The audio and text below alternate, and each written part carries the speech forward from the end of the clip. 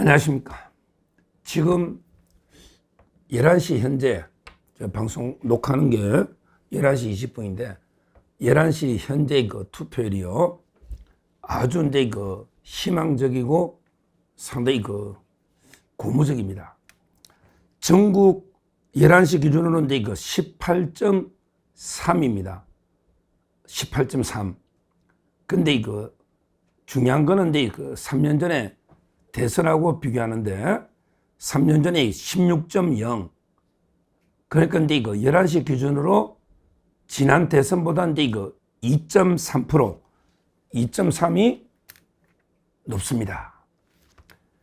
근데 문제는 이제 그 사전 투표죠. 사전 투표는 이제 그 지난 대선이 36.93, 36.93이고 이번에 대선은 사전투표가 이제 그 역대 두 번째 34.74, 34.74. 그러니까 이제 그 사전투표에서 2.19 정도 차이 났죠. 2.19. 그러니까 이제 이걸 만회한 거예요. 사전투표의 2.19가 적었는데 11시 기준으로 이제 2.3이 더 높아졌기 때문에 이미 사전투표를 이제 그 만회하고도 좀 초과된 거예요. 이 추세막이 똑같이 가면요. 똑같이 가면 이게 역대 아마 최다 투표율이 나올 것 같아요. 똑같이만 가면 77%는 이게 넘길 것 같아요. 물론 이제 그 시간대에 따라서 아침에 부터 이게 오후까지 쭉 시간대로 가느냐 이 문제는 이게 또 지켜봐야 되지만 11시까지 흐름만 보면 2.3%가 앞섰기 때문에 이미 지난 대선을 사전투표에 적은 걸 만회하고도 조금 앞질렀다. 추세가. 이렇게 보는 거예요. 왜 이 투표율이 중요하냐? 저는 일관되게 그 투표율이 높을수록 무조건 이게 우리 보수 쪽이 유리하다. 왜 이렇게 보느냐? 좌파들은 어차피 투표할 사람 거의 다 결집이 돼서 이미 자기들은 뭐 다 결집이 돼 있었고요. 우리 보수 우파 쪽에서는 정말 이게 계엄하고 그다음에 탄핵 이런 걸 거치면서 또는 이 경선 과정을 거치면서 투표를 포기할까 말까 이런 주위의 분들이 너무 많았거든요. 실제 제 아는 분들도 어떤 분은 계엄에 실망해서 이재명이 너무 싫지만 계엄에 실망한 사람, 그 다음에 두 번째 탄핵에 자포자기한 사람 8대0.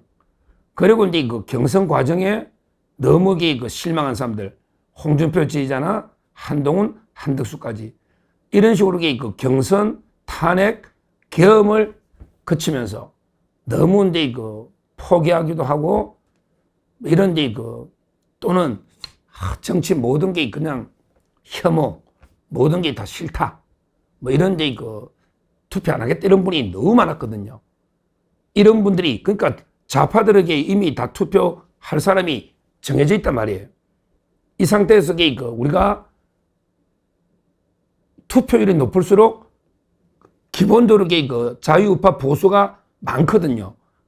이재명을 혐오하는 이재명을 이제 비토하는 층이 많거든요.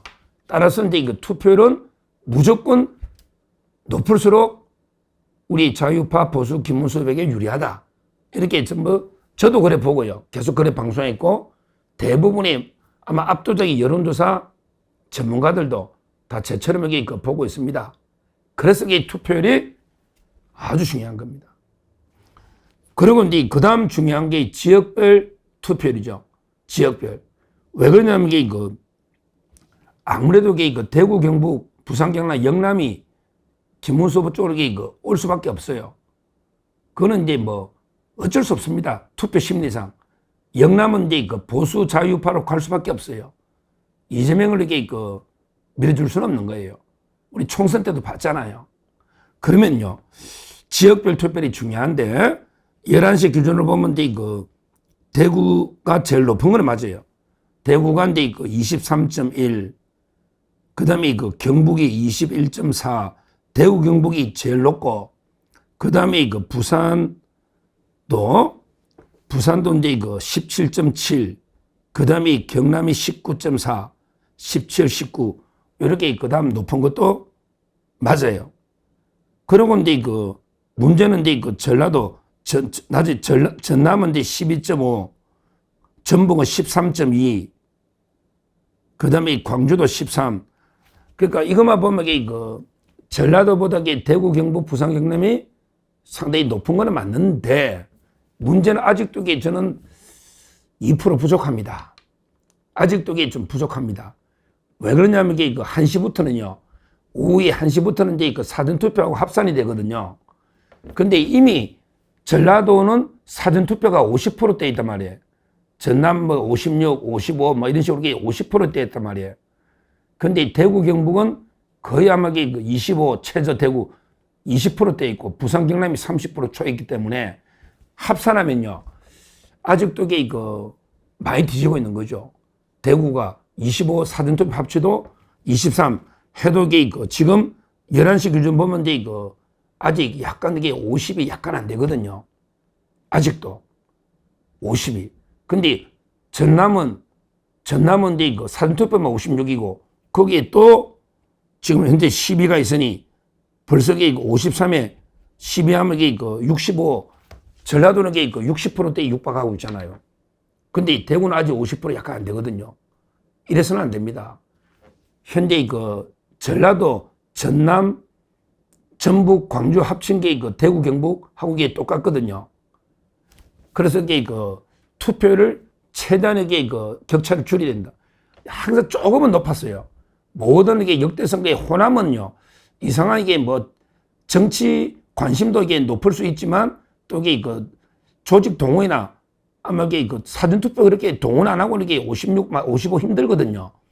뭔가 좀 저는 여러 문제가 있다 보지만 그러나 호남하고 너무 차이 나면 안 되는 거죠.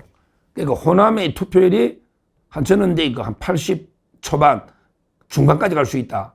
왜? 전국 평균보다 호남이 항상 높았으니. 그래도 대구, 경북도 최대한 평균 정도는 가야 된다. 한 70% 후반, 76, 7 전에 놓은 평균 정도는 넘어야 된다. 70 후반. 약간 차이는 나더라도.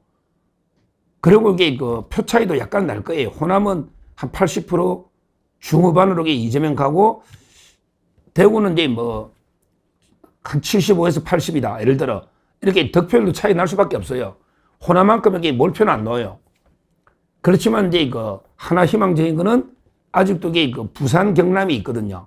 부산, 경남은 인구도 더 많고, 거기서도 충분히 저는 이재명을 이길 수 있다. 그러니까 대구, 경북이 최대한 호남 차이를 축소 막아주면서 부산, 경남에서 역전을 시켜 나가야 된다.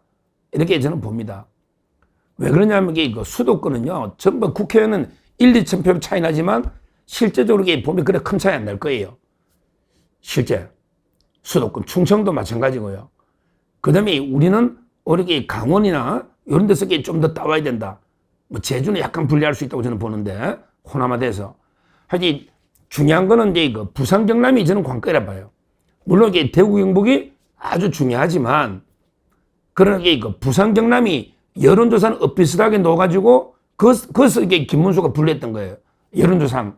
그러니까 총선 때도 여론조사는 막 엇비슷하거나 민주당 선전해도 실제는 전재수 빼고는 부산에서는 한 명도 없었거든요.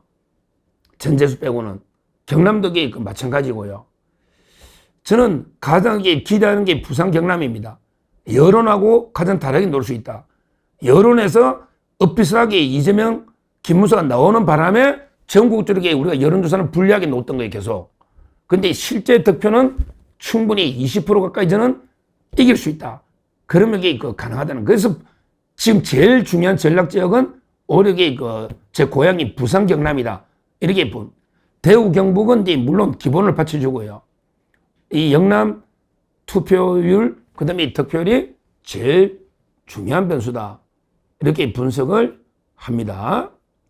지금 오늘도 지금 어떻게 보느냐. 제가 여론조사 업체 한 대여섯 명 계속 전화도 하고 상담도 하고, 저도 옛날 박근혜 대통령 때도 제가 전략기획위원부터 여러 번 제가 대선 캠프에서 전략도 많이 짰고요. 그 다음에 4시부터 5시까지는 또 YTN 라디오에서 이번 대선 해설합니다. YTN 4시부터 1시간 동안. 여러 데 있고 사람도 만나보고 분석을 해보면 지금 판세는 어떻게 저는 보느냐. 이준석이는 이제 막판 대학제와 사표 방지로 역시 한 5, 6%. 권영국은 이제 1% 미만. 그러면 권영국, 이준석이 다 합치면 저는 5에서 7 이렇게 분석하는 게 평균입니다. 5에서 7. 어제 이준석이가 대구에서 호랑이가 저쩌고 살찐 고양이는 안 되겠다. 굶어 죽어도 호랑이는 이게 무슨 호랑이입니까? 지새끼도 안 되는 완전 이제 이준석 끝났고요. 문제는 이준석 표가 권영국이 1% 미만. 그러면 한 5에서 6이다. 자, 그러면 남는 게 94 정도 남잖아. 6을 빼면요. 94. 요거를 반으로 나누면 47이거든요. 47. 이재명이가 이제 박스권에 같이 있는 거예요. 결국 제가 보기에 김문수 후보가 여론조사 상으로는 처음에 깜깜이 전은 한 40% 정도 나왔다. 근데 이준석 표가 한 4, 5% 정도 옮겨올 수가 있다. 그 다음에 부산 경남이 여론과 좀 다르게 나올 수 있다. 그렇다면 저는 아마 46, 7에서 서로 한 2, 3% 내 박빙의 승부 아닌가. 이렇게 저는 제 나름대로 분석과 평균은 그렇게 봅니다. 40, 한 6, 7에서 서로 2, 3% 범위 내에서 박빙의 승부를 보이고 있고, 이준석이는 결국에 5에서 한 7까지, 그 사이에서 권영국은 1% 미만, 이렇게 본다면 지금 현재 초박빙의 승부다. 보통은 좌파들은 또 어떻게 보느냐. 좌파들도 제가 많이 이야기를 해보죠. 좌파들은 지금도 5, 4, 1로 봅니다. 그러니까 이제 이재명이는 50이 넘냐 안 넘냐 50. 그 다음에 김문수는 40 전후 40. 이준석이는 10 전후. 이게 원래 여론은 맞아요. 깜깜이 전에. 그러니까 5, 4, 10 이래서 100으로 자기들에게 5에서 한 10% 이렇게 좌파들은 분석하는데, 여기서 이제 큰 변수가 과연 이게 이준석의 표가 이쪽으로 한 4, 5%가 오느냐 안 오느냐. 그러니까 이제 단일화됐으면 더 좋았지만 이미 이거는 끝나버렸으니 이준석이 매장된 거고, 이준석 표가 4, 5%가 오느냐 요 문제하고, 그 다음에 특히 영남권 중심으로 샤이 보수 여론이 안 잡힌 이게 조금 전에 있다. 왜냐하면 2017년에 탄핵 이후에 홍준표가요, 그때 마지막 여론조사 16이고요. 안철수가 20인데 안철수는 거의 그대로 조금씩 올라서 노는데 홍준표는 8% 퀀텀 점프해서 24%로 2등을 했거든요. 그때 보수, 그 탄핵 직후니까 박근혜 대통령. 이번에도 이게 탄핵 직후잖아요. 탄핵 직후 특수한 상황에서는 여론이 잘 안 맞을 수가 있는 거예요. 출구조사를 이제까지 10번 했는데 아마 9번 했을 거예요. 근데 8번 맞추고 한 번은 틀린 적이 있어요. 출구조사 10만 명이 하거든요. 그것도 한 번 틀린 적이 있어요. 그러니까 이제 근데 탄핵 이번에 직후에 저는 상당히 일반 여론하고는 게 좀 어렵다. 지금은 역시 이제 한 46, 7선에서 2, 3% 박빙의 승부라고 보는 게 합리적 예측이 아닌가. 진영 논리로 갔을 때. 그 근거는 뭐다? 옛날에 홍준표 2017년에 샤이 보수가 8%가 있더라. 요 문제 하나. 그 다음에 이준석 표 사표 방지 때문에 여론조사만큼 안 놓으면 그게 김문수 쪽으로 좀 오지 않을까.